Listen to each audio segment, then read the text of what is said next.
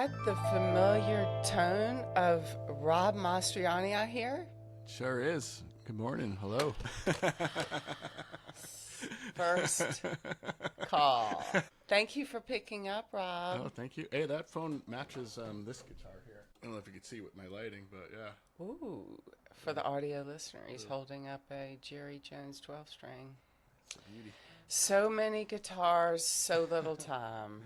This is Emily Walters with the Lipstick Pickup in Nashville, Tennessee. And I'm wearing black today because I'm calling New York. All right. And that's what you do there. I'm calling my friend Rob Mastrianni in New York City. He lives on the island of Manhattan in an undisclosed bunker where he hoards Masonite guitars. I've been there and I've seen it with my eyes. That is true. He's the original.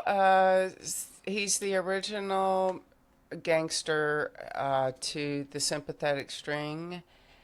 I have known Rob since 2021, and I went to my metaverse to find out how long we've been connected on the metaverse, and it was February 2021 when I met you, Rob Mastrianni. Cool. And I think we met through a hashtag, right? Electric Sitar on Instagram. It had just started.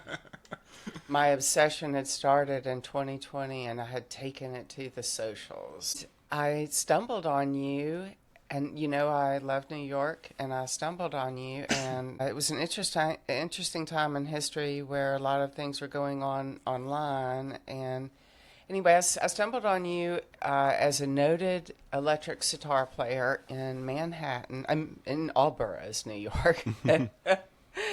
And we began a correspondence, and I was appreciating all the work that you've done with this instrument. And I told you that once I got vaccinated and started traveling to New York again routinely, which I do, we would meet, and we met in June. So, big picture, we've been friends 4 years. Oh, right on, yeah. And I've been telling everyone that I've been working on this obsession for 4 years. Wow. And that's about the time that most people attend a traditional college. So you were my first electric sitar professor. I like that. In my freshman year. It's a story so good that I hope they do a movie about my life one day, because we look back on it and it seems dreamy, doesn't it? Right. It was a great time to be alive and a weird time to be alive. And my friend Rob Mastrianni, the guitarist, who was born and raised in New York, at the time was keeping live music alive in New York by playing in the window at a club on Rivington Street, Rivington and what's the cross Essex? street? I think it was Essex, or I can't. Wow, I should know this. I've been playing there for years. Yes. He's playing it's during the pandemic, and he's wearing a mask, and he's playing in the window of a club called Marshall Stack. Right. And he's entertaining people out on the street, and it's New York, keeping New York going with live music, and I'm watching it happen on the internet. And anyway, when I got to New York in, I believe it was June or July, I walked into Marshall Stack again, and there you were, setting up in the window. Right. But now we were all vaccinated. I was with my husband, Kevin, and there were two other people. It was you and John. John Mado was the bartender, Mado. and he's the guy who put those shows together.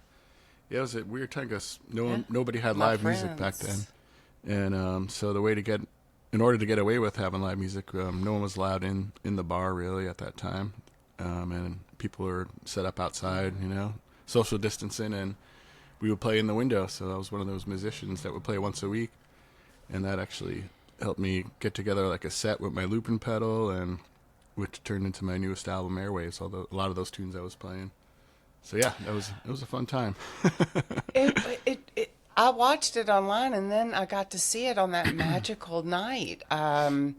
we went over there, and it was just starting off, and it was hypnotic.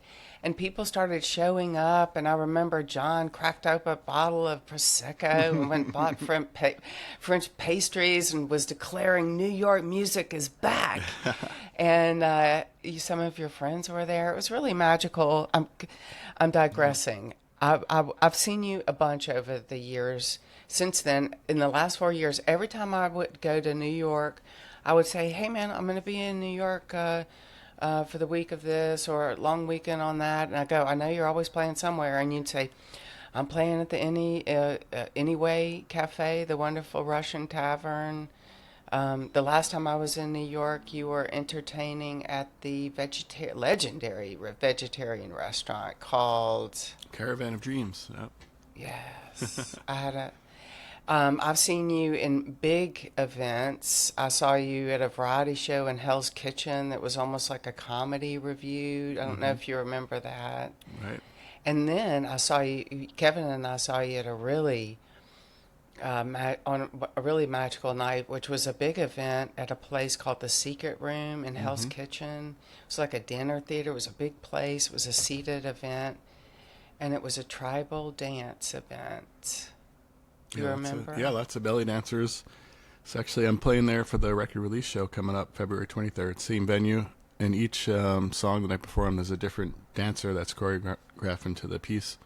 And also the hoop dancer from the Thunderbird American Indian Dances will be there dancing to the hoop dance song called Wish from the album. So yeah, it's another variety show of all different types of dance and me playing my music. Right there in Hell's Kitchen. Yeah. And it really is a secret room. The night was like something out of a movie. I couldn't find it.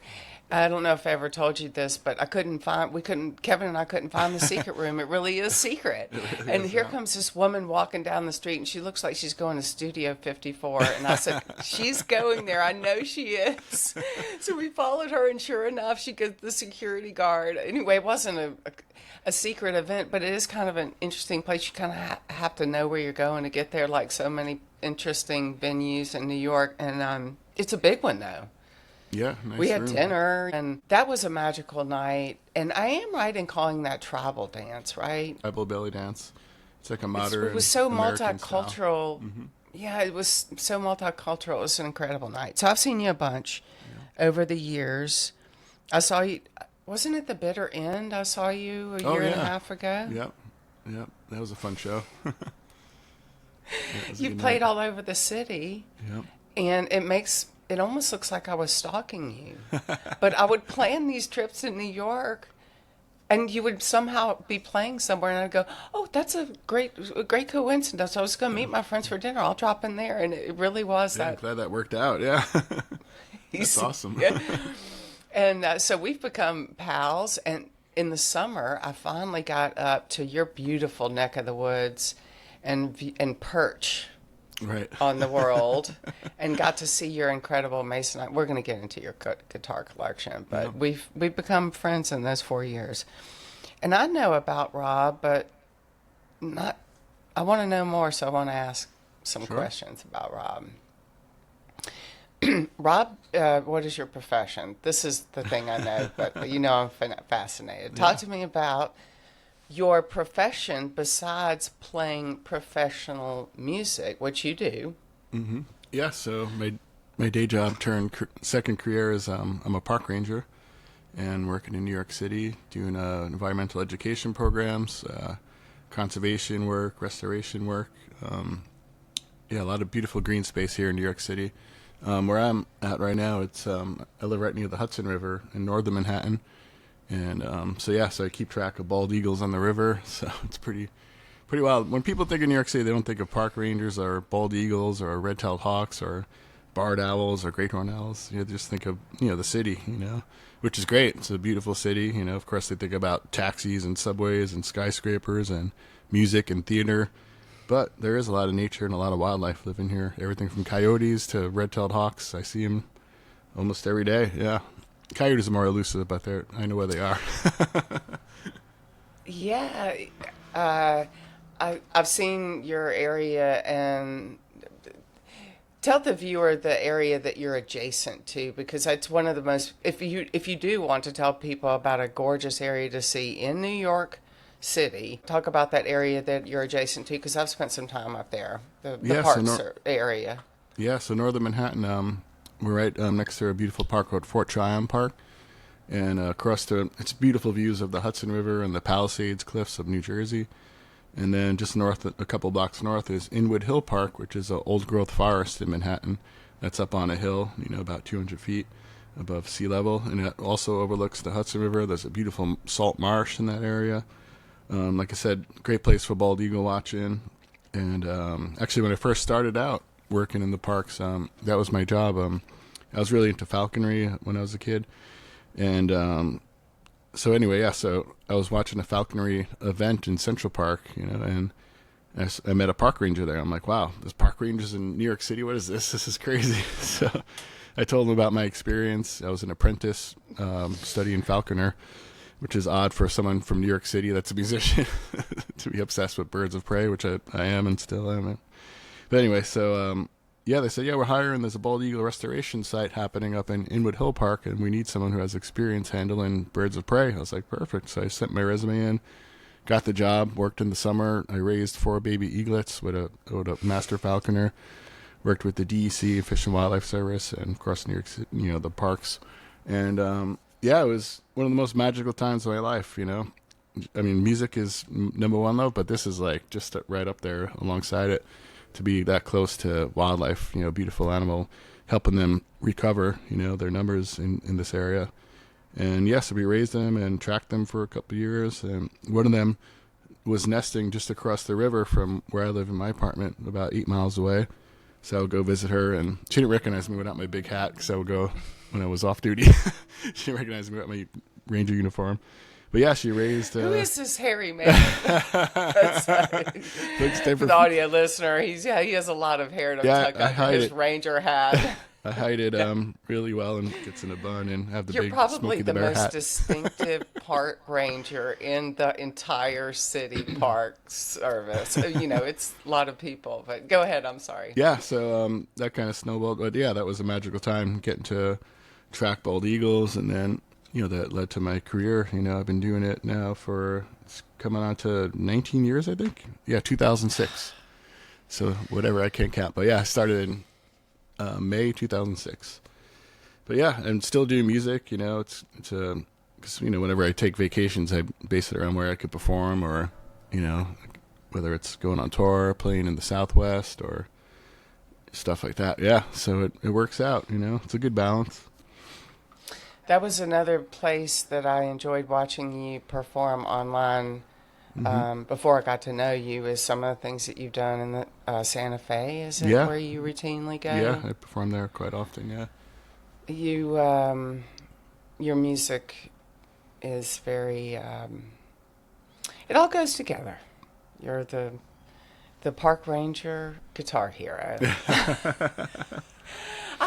Now that you told me about the bald eagles, I want to ask you, I did some research on bald eagles when I was reading my dad's book that I gave you. Yeah. They are a lot less endangered than they once were. That's right, yeah. Thanks to people like you. Yeah, lots of people got together, teamwork, and, brought them back. DDT, the pesticide, was, made illegal, because that's really what did a lot of the damage to the decline of the numbers of eagles and other raptors, because their eggshells got really thin from that pesticide that made the environment toxic. The whole ecosystem got toxic. But once they figured that out, and that became illegal, and other strict federal laws help protect it. So yeah, hopefully that keeps going in the future. I also read that, some of it was people shooting them. There's a weird side to conservation. There's so many things that threaten them. Right. But and you told me this week they're floating, right? Yeah, like crazy in New York. Tell me about what you've seen this week. Yeah, we've been having a proper winter here in New York City, so it's been really cold, below freezing. So what happens is we get ice flows in the Hudson River, and so the bald eagles will actually land on the ice flows in the river and just like kind of drift, down the river, going south, and they use it like as a little raft to get around, because they have to conserve energy in the winter.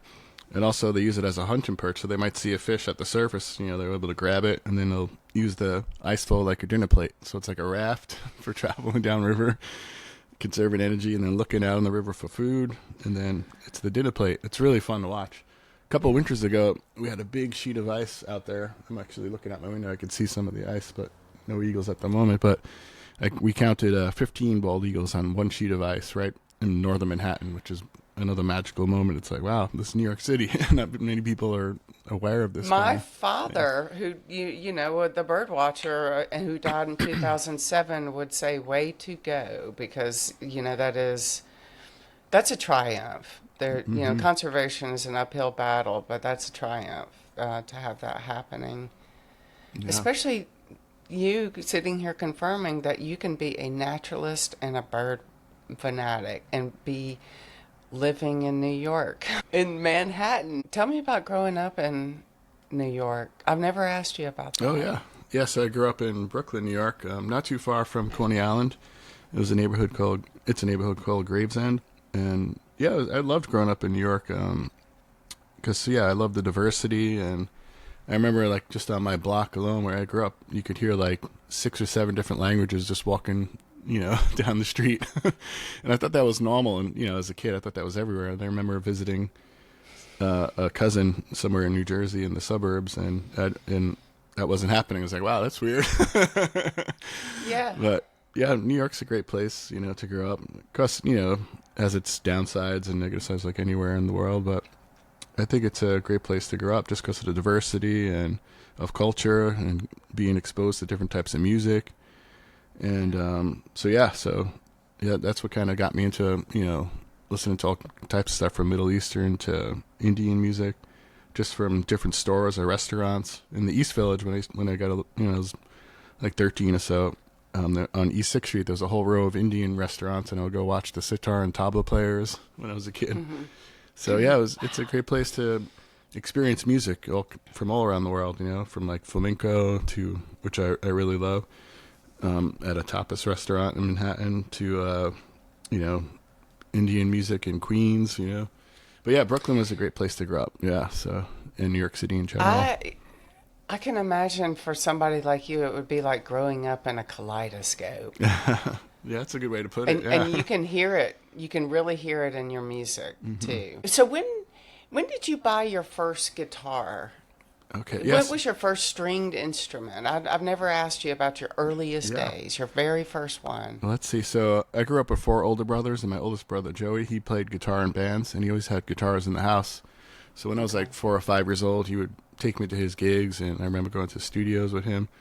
But I do remember watching him on stage at CBGB, sitting on the side of the stage when I was 5, and there was this big water roaches, water bugs running across the stage, and they were stepping on them as they were rocking. Yeah.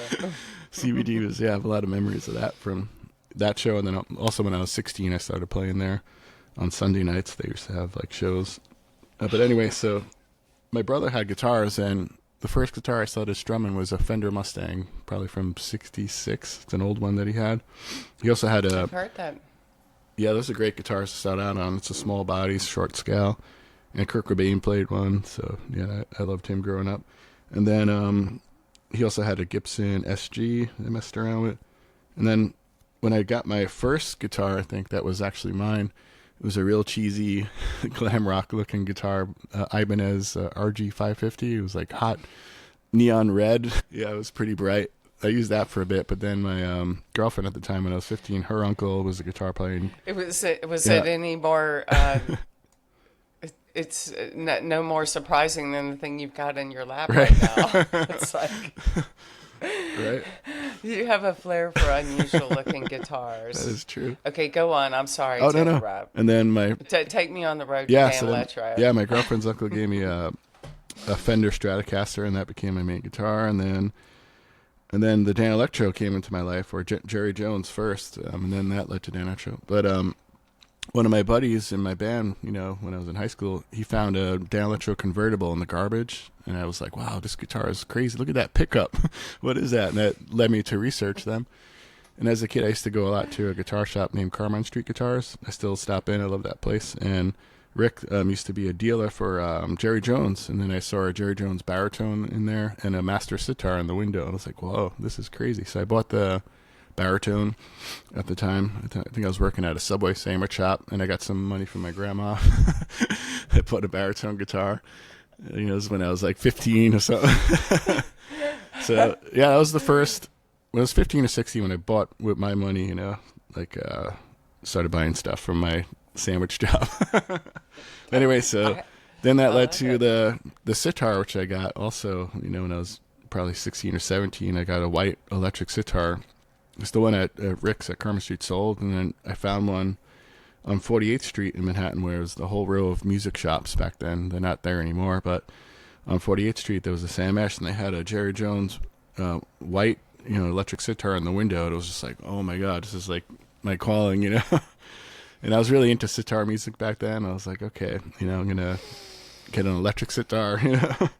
And it kind of snowballed me. What year would this have been? Let's see. So it had to be probably 95-ish. Yeah. So yeah, I was a young baby. So at the time he's making them. Oh yeah. In the contemporary, you're Jerry Jones. I find that fascinating, since he is from my hometown and was building them here in Nashville. Right. And then we connect over the whole thing. It's like. Right. Oh, I love him. Yeah.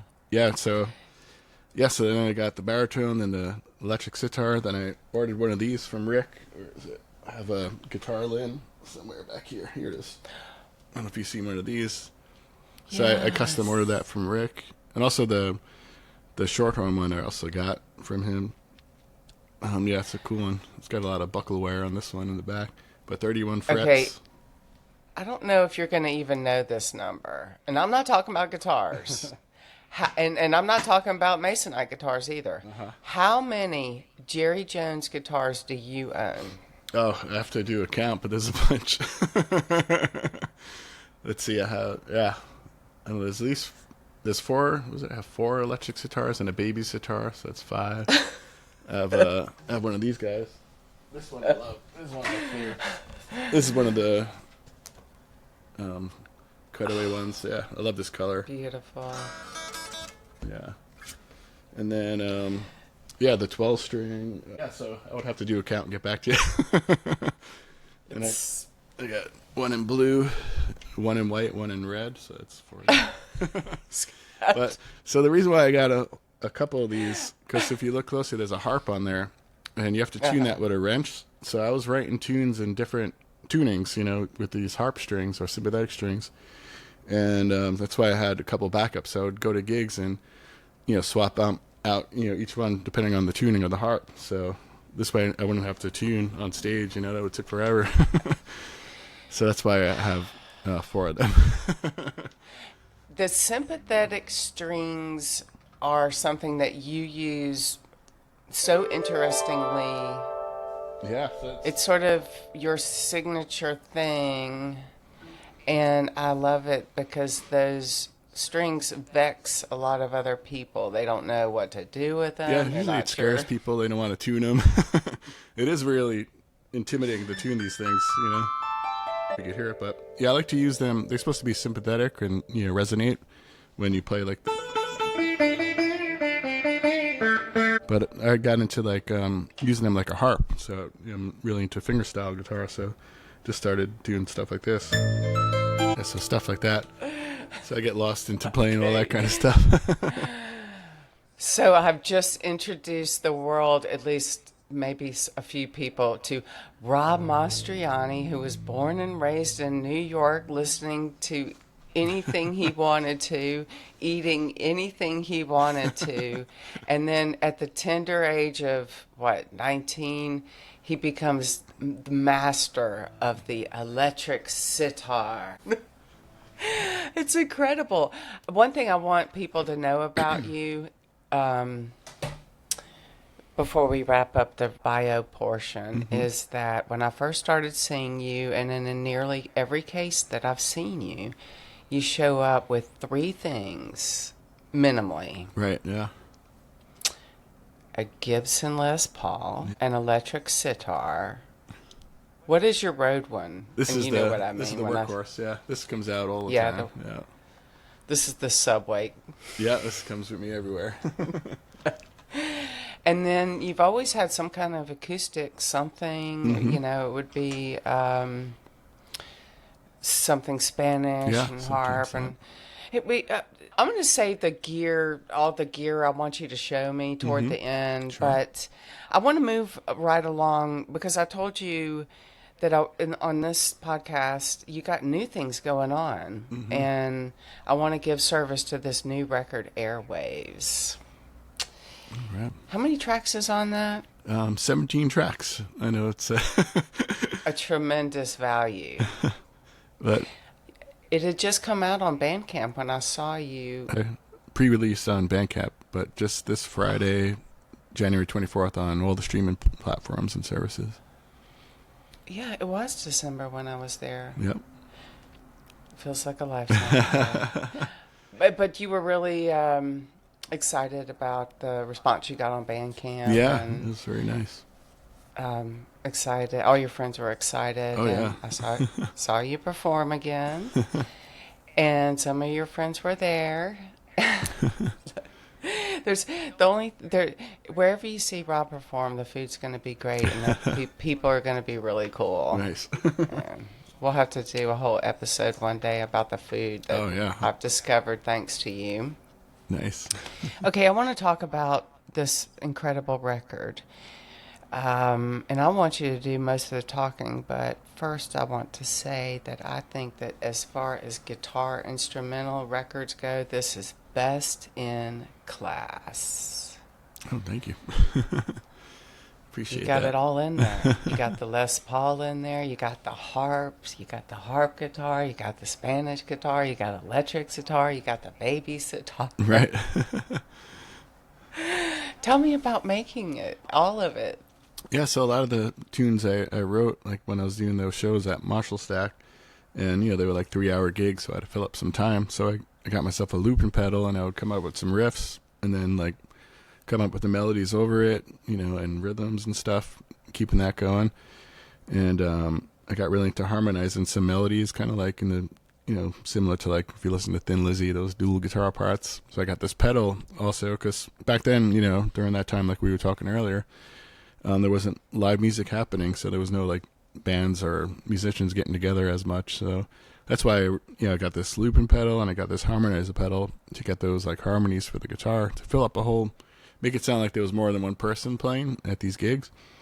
And then getting into the finger style with the harp and the harp guitar, which I'll show you in a second, and just trying to create something that's like very catchy and melodic and makes you not realize there's no singer.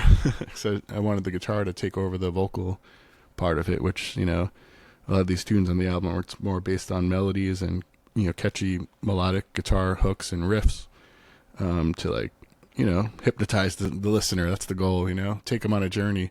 It's kind of like a soundtrack, you listen to it from start to finish if you have an hour of time, or when you're driving. It's good for driving. But I like to think of it as a soundtrack. You could listen to it, and that's the goal. Take you on a journey, It's great dinner music. I hate to That sound too. corny because I've seen you perform at places that are serving dinner, Right.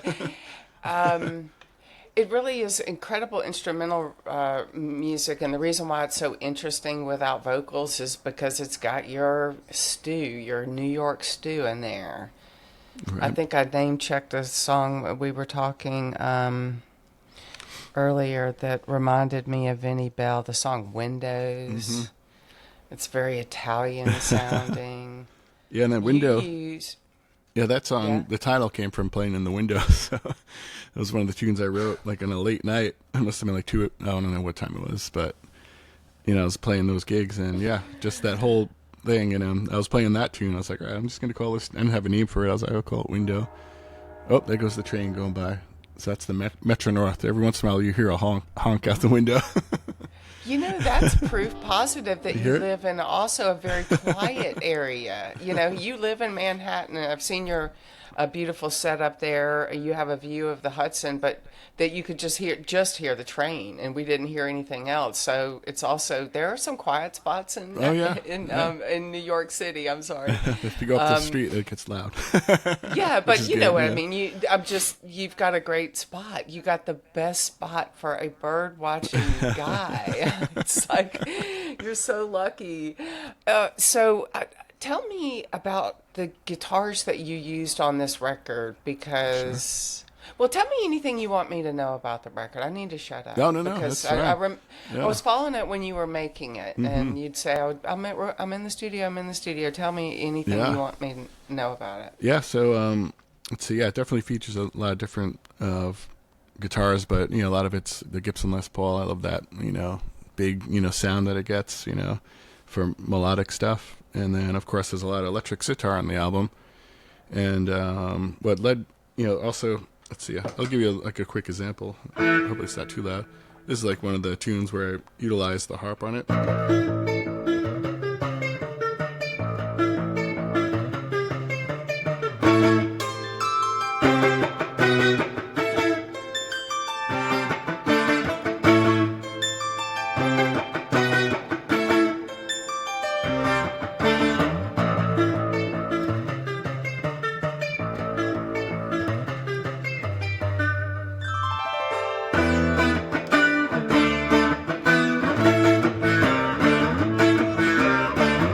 Something like that.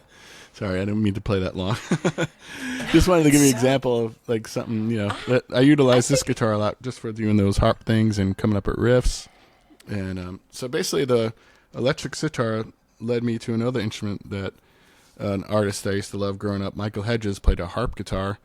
And that, opened up a whole world for me as a kid. And luckily I got to see him perform here in New York City at the Bottom Line back in the day when I was, still like maybe 14, 15, 16. I saw him every year. Yeah. Michael Hedges? Yeah. Yeah, if you look up his album. I album. saw him once. Oh, wow.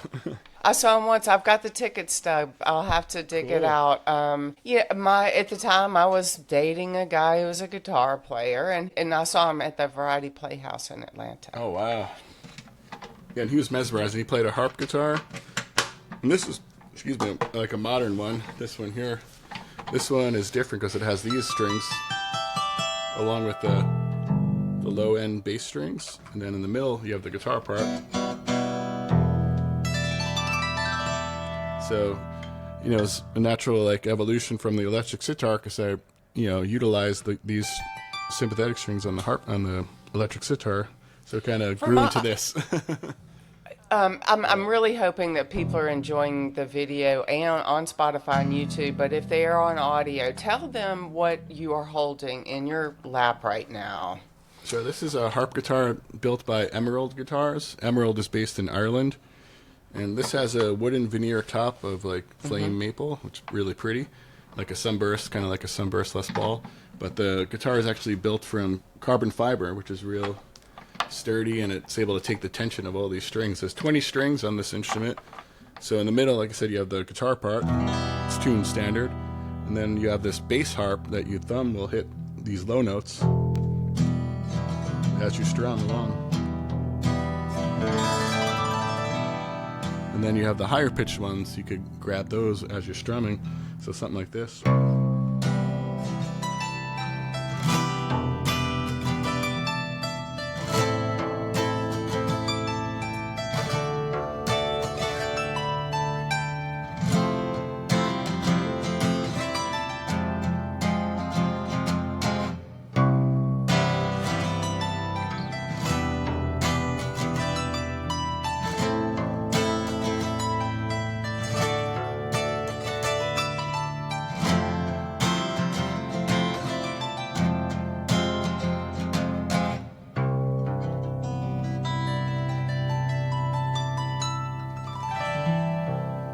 So you get an idea of how you could utilize this full range of strings, from the low end, the lowest note to the highest note. So yeah, it's a lot of fun. It's like playing a piano almost, It actually one of the You can you can do a whole wedding with this instrument. sure, yeah. You know it. I mean, it's its own symphony for somebody who really can work their way around this. Well, I'm going to call this real estate. Right. Oh, here's a little riff from the album. This is like a spaghetti western kind of inspired one, yeah. So this one's called Raven and Crow, because, when I travel out to the Southwest, I usually go out there, once a year. I try to get out to the Southwest, or sometimes twice a year. So I love the landscape. Growing up in Brooklyn, you're surrounded by buildings. If you go to a park, you're surrounded by trees, which is beautiful. But the first time as a kid, I went out to the Southwest, to New Mexico and Arizona, with my friend Louis Mofsey. He's from the Hopi tribe out in Arizona. We worked together, doing shows together. I play guitar with him in his traditional Native American group called Thunderbird American Indian Dancers. And we just did 2 runs this past month, 2 weekends in a row at the Theater for the New City, which went really well. So anyway, so he would take me out there to all these spots, in the Southwest landscape in the desert, and to see different Native dances and, stuff like that. But it was the first time in my life I was just surrounded by this vastness, with clouds, and I was watching like ravens and crows, circling around, and it was just, it's just a beautiful place. So different from growing up here. I completely understand the appeal of everything, both you and now that I know you, and your sensibilities. And I think at one point we talked about Georgia O'Keeffe, who was a New Yorker, who also had a flair for the American Southwest. It definitely inspires, it goes together more than people realize. Yeah, it definitely inspired my music a lot, So I think this album, Airwaves, a lot of it is inspired by driving out in those Southwest deserts and the quiet and the stillness, the clouds, all that stuff. I'm going to get shallow for a moment and tell you and the listener that one of the videos on Spotify that I looked at, you're wearing a cool turquoise necklace. Oh, yeah. Yeah, that I just got this summer. Dress for... Yeah, it's in my guitar case Which right is now. why I wore something nice. of beads for you today. Yeah. And I dressed in black because New York, but I also wore something kind of Southwesty. Yeah. Well, Raven and Crow, I'll just do like a couple seconds of it, but it's a fun spaghetti western riff, but then it kind of opens up and gets, a little rock and rolling, on the recording at least. But this is like more of the spaghetti western harp guitar version of Raven and Crow. So bring it on.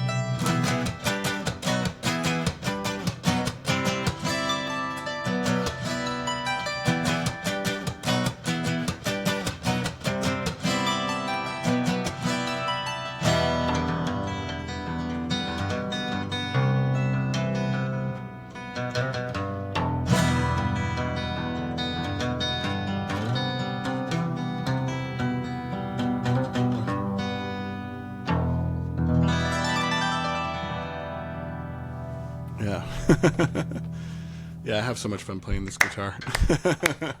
Even in my modest setup and in your apartment, that sounds killer. Yeah, it's got a full, like I said, full range, full killer. Sound.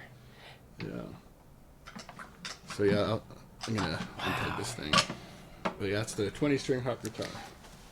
So that's been my baby. Like, I've been giving this one a lot of attention, writing a lot.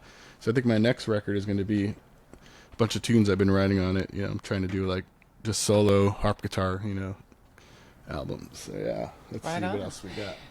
Oh, here we go. The harp guitar has its own community, enthusiast community, just like, it's a real thing, the enthusiast, and they play it in a lot of different genres, so it doesn't mean one thing or another. Yeah, just, I was at the harp guitar gathering the past 2 years I went, and that's been a lot of fun, a lot of people passionate about harp guitars and guitars with extra strings, and So that's been a lot of fun. But here's a interesting one. Tell us what it is. I know what it is. As you can see, what it's inspired by. Beautiful Masonite construction, lipstick tubes. You got a little piece of rosewood on the bridge. Stacked knobs, just like an old Dan Electro. Even the headstock got the Dano. This is from Nepco. Yeah. And he also has the awesome tape on the sides, just like the classics. And I love what he did with this pickguard, Dano reference or influenced. Mm-hmm. So this is a great instrument. I love the clean sounds of these lipstick tube pickups. It's just such a pretty sound, so I use this a lot for like clean stuff. I'll play a little sample. This is a tune of mine called Hope Springs Eternal.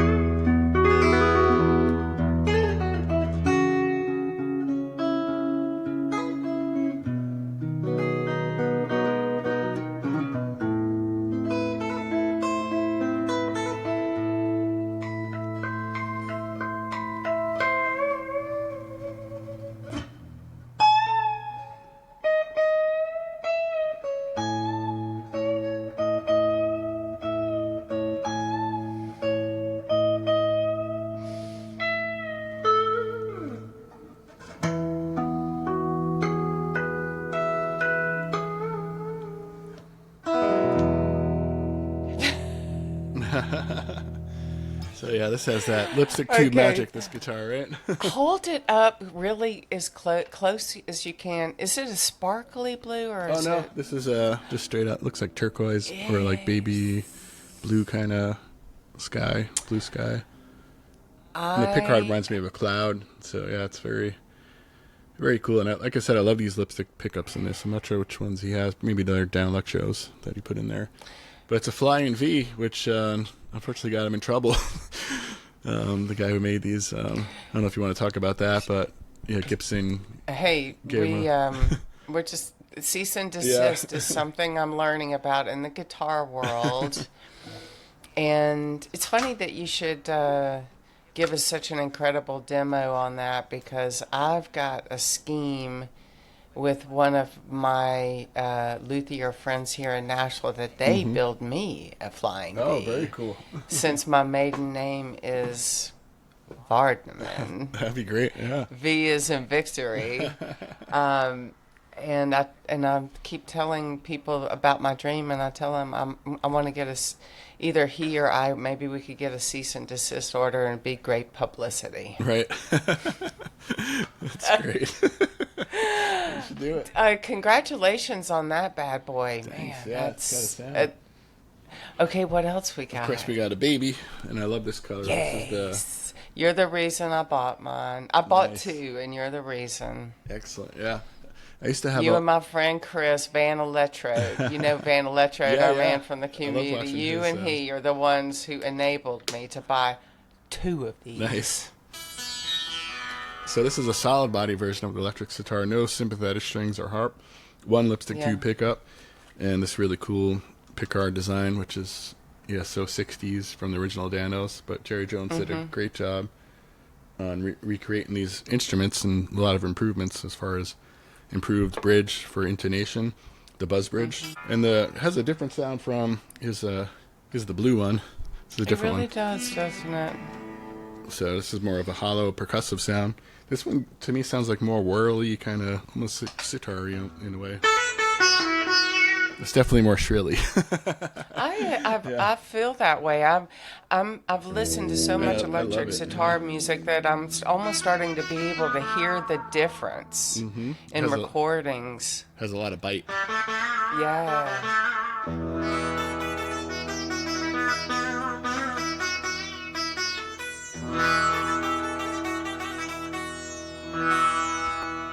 Let's see.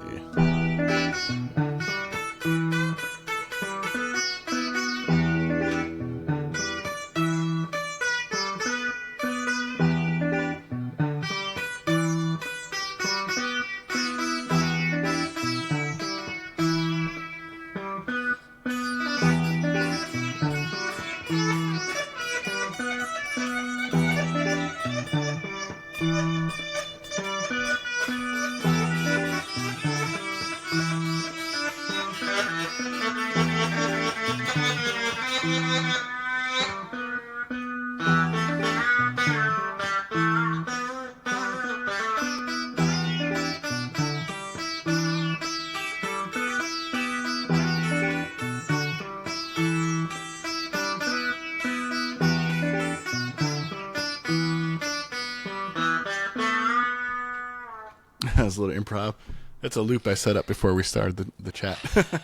My vibration is high AF right now. Oh, and that backwards sound, backwards reverse tape sound that became popular from the Beatles and stuff in the '60s. That's a Dan Electro. What's it called? Backtalk pedal by them. They put out in the '90s, and they reissued it a couple years back. And that's how I get that backwards.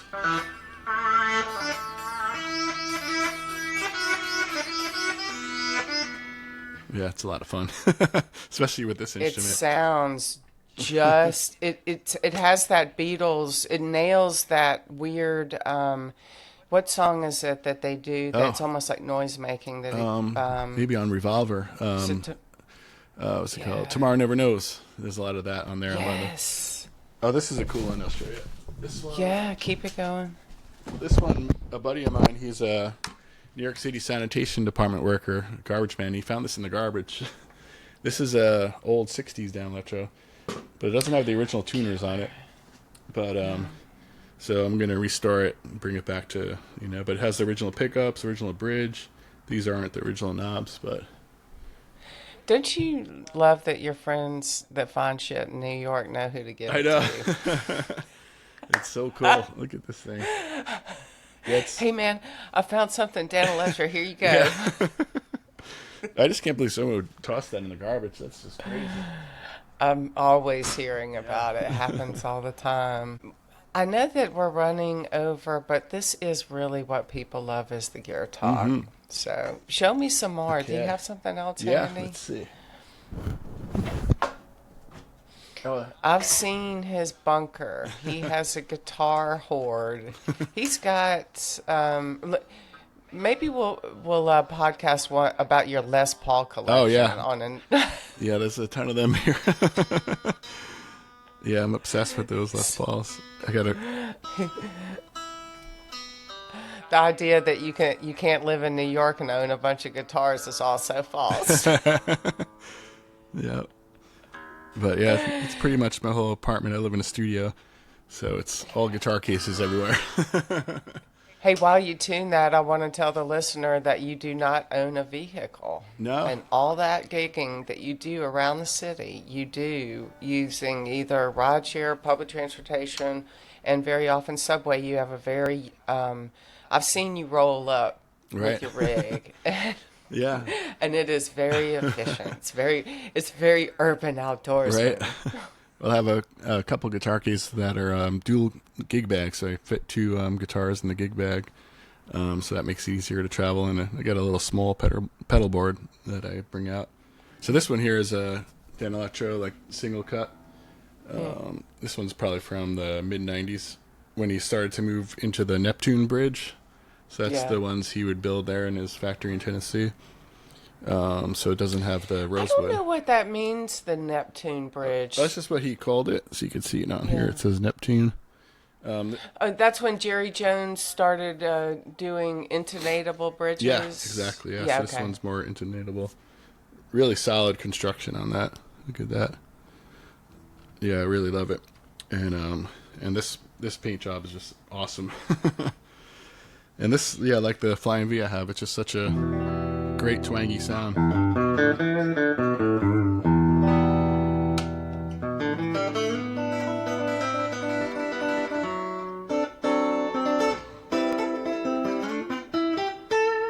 I love that tone he's got, with these lipstick tubes and the hollow body, and of course the bridge pickup has the bite.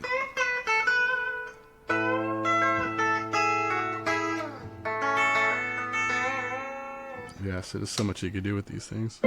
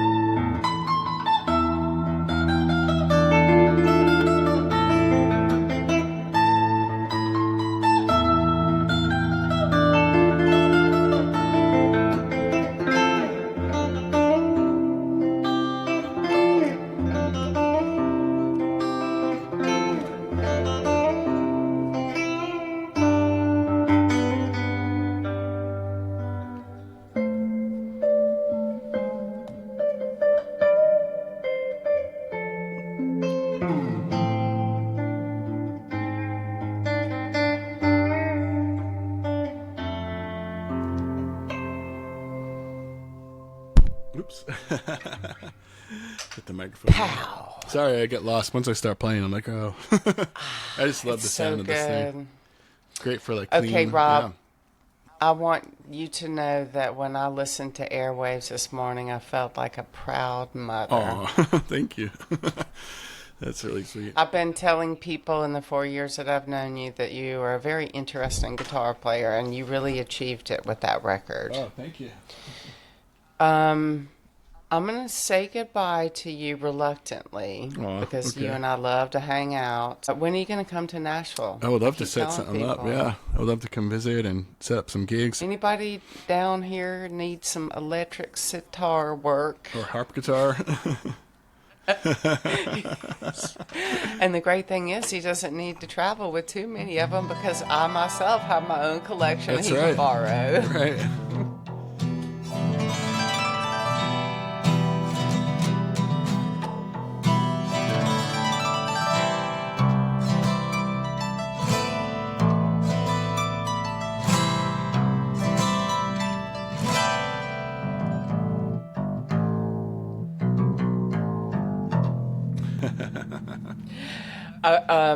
When you and I first became friends, you sent me a picture of you really young and you're standing in front of Jerry Jones's. Yes. You were already such a acolyte, fan, lover, appreciator of those instruments. Were you 19? At that point, I was actually a little younger, actually. In that picture that I sent you, I think I was probably 17, just a couple of years younger. And he made a pilgrimage to Nashville, to the Jerry Jones factory. That's how much he loves those instruments. Yeah, and I used to call him up on the phone back then, because back then I didn't have the internet. Really, he didn't have a website either, so I would just call on the pamphlets, the flyers that I would get from Carmine Street Guitars, and I would call him up and chat. I'd be like, "How did you make that buzz bridge?" And sometimes he'd be a little like standoffish, like, "What, are you trying to steal my ideas?" I'm like, "No, I'm just a kid who's like obsessed with these guitars, the construction and the."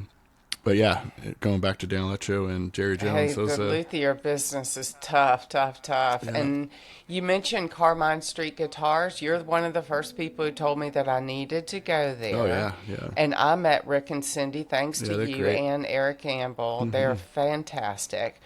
And I asked Rick Kelly why he was selling Jerry Jones up there in New York, and he said Jerry came and knocked on the cold called, passing out cards, saying he was building these guitars in Nashville.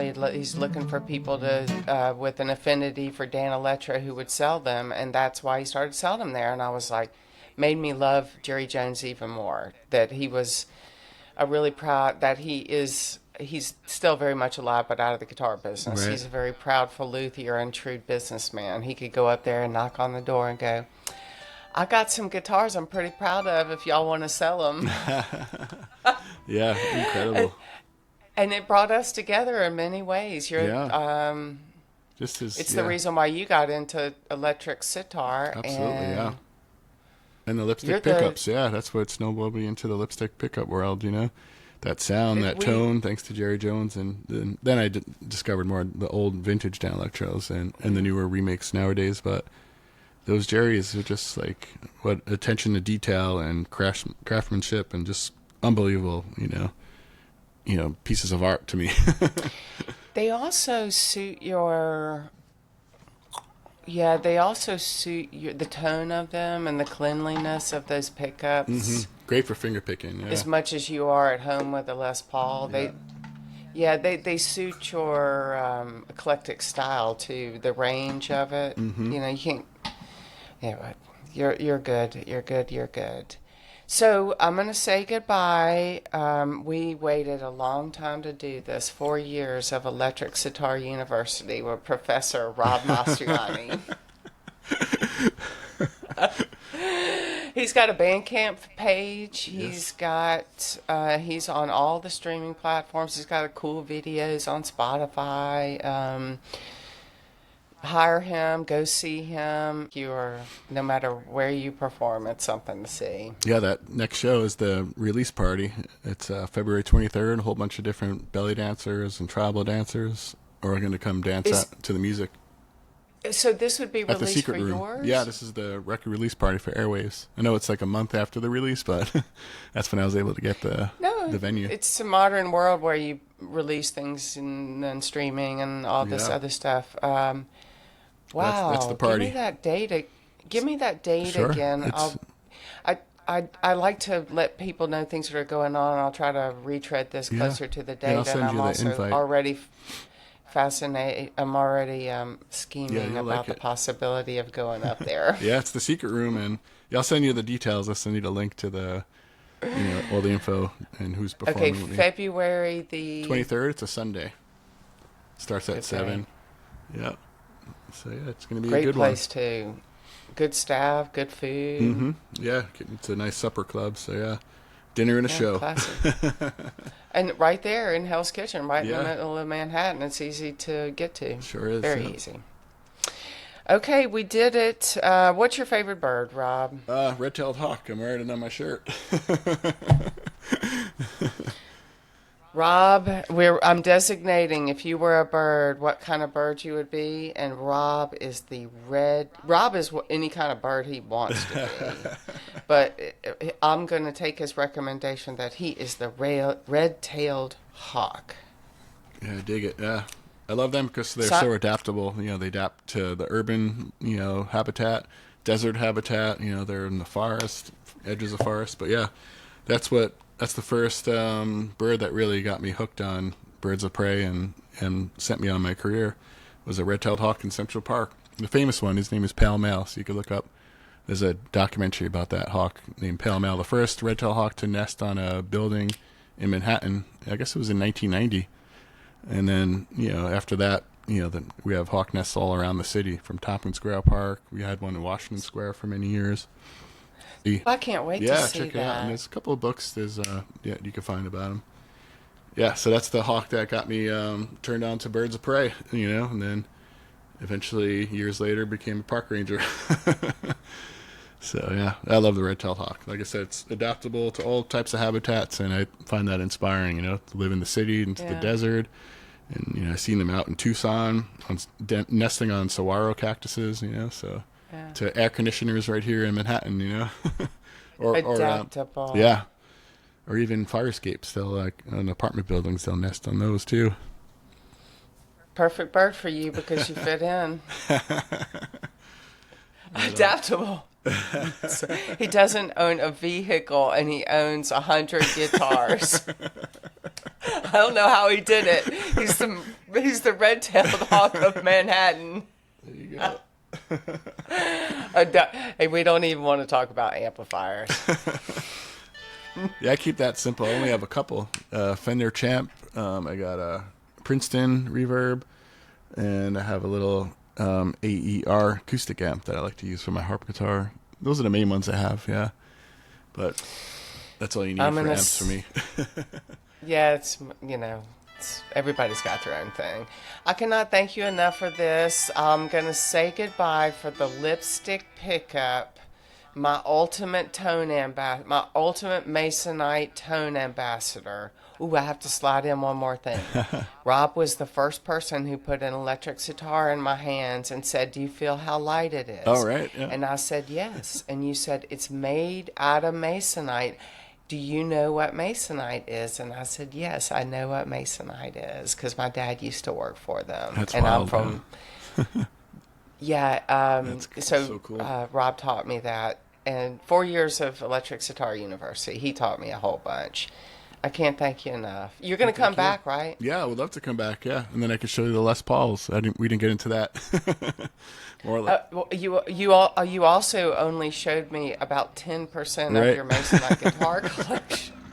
That is true. So you're going to come back, right? Yeah, I would love to come back. Yeah, love chatting with you. And it's always a good time to see you and talk music. Yeah, we see each other in person. This way we can see each other on the internet. Right. But I'll see you in person real soon. Yeah, and hopefully down in Nashville soon. Yeah, I want to come down, visit, I play. need you to come down. And I want to see the Gibson garage down there too, and the factory. I'd love to go see their custom shop, all that stuff. I'm going to take you all around like the rock star that you are. Rock and roll. Thank you to my listeners. Thank you, Rob Mastrianni. Thank you. Thanks for having me. All right, the lipstick pickup is hanging up. See ya. Bing, bing.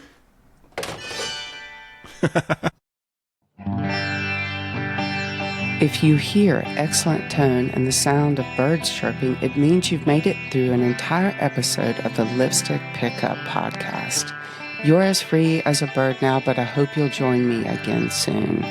Comments or questions? I can be reached at Emily@thelipstickpickup.com.